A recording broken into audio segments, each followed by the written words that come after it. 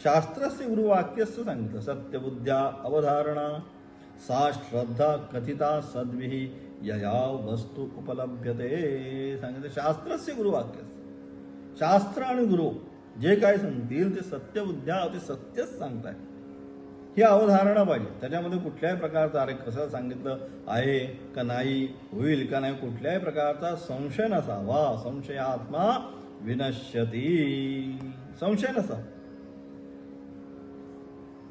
सा श्रद्धा कथिता सद्भिः सांगितलं. ती श्रद्धा आणि अशा प्रकारची ज्याची शास्त्र आणि गुरुवाक्यावर श्रद्धा असते त्याला यया वस्तू उपलभ्यते, त्यालाच त्या वस्तूची प्राप्ती होते. म्हणजेच काय, त्यालाच त्या ब्रह्मज्ञानाची जीवनामध्ये प्राप्ती होते. आणि म्हणजे अशा अनुषंगाने या ठिकाणी दोघांमध्ये म्हणून गुरु आणि देव या दोघांमध्ये भेद करता कामा नये. आणि म्हणून अशा प्रकारे जो गुरु आणि ईश्वर यांच्यामध्ये भेद पाहत नाही त्यालाच धर्म अर्थ काम मोक्ष हे चतुर्विध पुरुषार्थाची प्राप्ती जीवनामध्ये होते.